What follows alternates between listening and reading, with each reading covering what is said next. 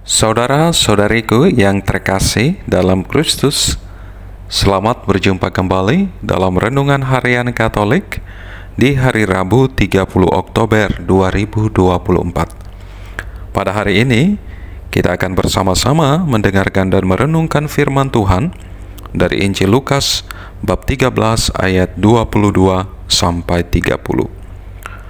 Dalam nama Bapa dan Putra dan Roh Kudus. Amin.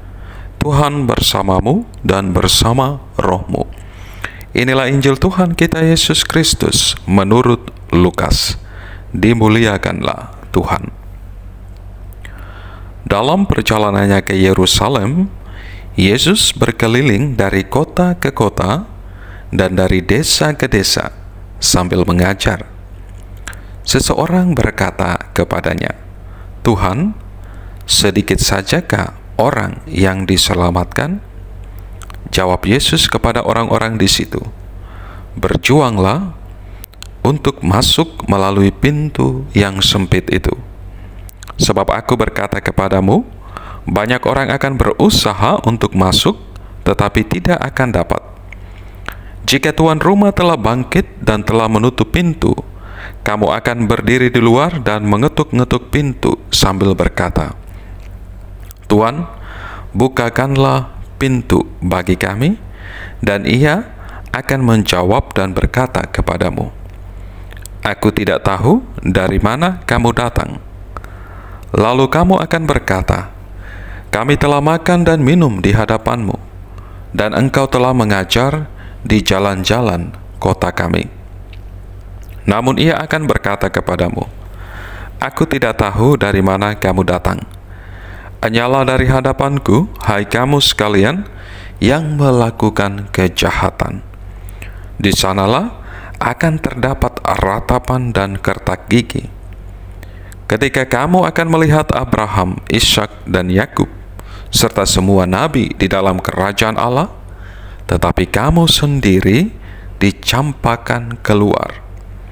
Orang akan datang dari timur dan barat, dari utara dan selatan, dan mereka akan duduk makan di dalam kerajaan Allah. Sesungguhnya ada orang yang terakhir yang akan menjadi orang yang pertama, dan ada orang yang pertama yang akan menjadi orang yang terakhir." Demikianlah Injil Tuhan. Terpujilah Kristus.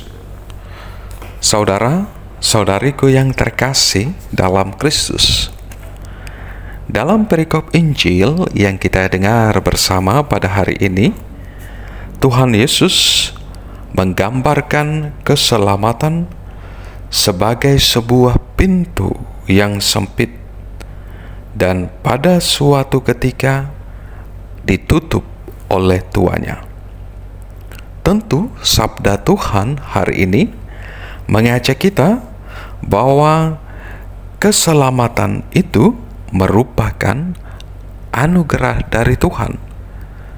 Sabda Tuhan menyadarkan kita bahwa keselamatan itu memang anugerah dari Tuhan, tetapi juga butuh kesetiaan, komitmen dari setiap kita, murid-muridnya, anak-anak kerajaan Allah, untuk memperjuangkannya. Keselamatan tentu tidak didapatkan dengan santai atau nanti saja. Banyak orang Kristen merasa sudah dipulihkan dan cukup dengan hanya datang ke gereja untuk dibaptis, menerima sakramen pada waktunya. Bagi kita, tidak cukup untuk menjadi orang Kristen, orang Katolik yang biasa-biasa saja, merasa aman dan merasa cukup. Setiap kita dipanggil untuk menjadi seperti Kristus.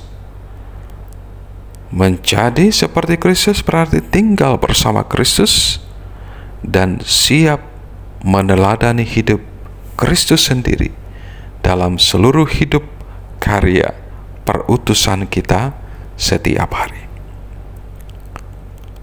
Tentunya hal pertama yang boleh kita renungkan dari sabda Tuhan hari ini adalah keselamatan memang anugerah Tuhan, tetapi juga membutuhkan kesetiaan dari setiap kita, komitmen dari setiap kita untuk sungguh-sungguh hidup sebagai anak-anak Allah, walaupun diperhadapkan dengan berbagai macam tantangan dan cobaan. Siapa yang bertahan sampai kesudahannya, dialah yang akan selamat. Saudara-saudariku yang terkasih dalam Kristus, hal kedua yang boleh kita renungkan melalui perikop Injil yang kita dengar bersama pada hari ini adalah tidak ada pilihan bagi siapapun yang datang terlambat, bahkan bagi mereka yang merasa mengenal dan telah berbuat banyak bagi Tuhan. Kami telah makan dan minum di hadapan-Mu, dan Engkau telah mengajar di jalan-jalan kota kami.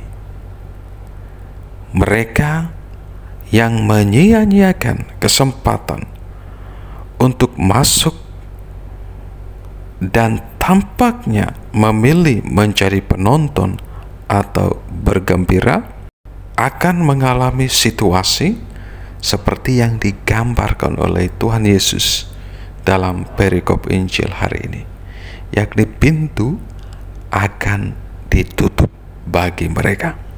Karenanya saudara-saudariku yang terkasih dalam Kristus, marilah kita sungguh-sungguh menghidupi iman kita akan Yesus, menghidupi tugas dan perutusan kita sebagai murid-murid Tuhan di tengah dunia ini, sehingga kita senantiasa kedapatan pantas dan layak di hadapan Tuhan. Berkat Tuhan beserta kita sekalian, Bapa, Putra, dan Roh Kudus. Amin.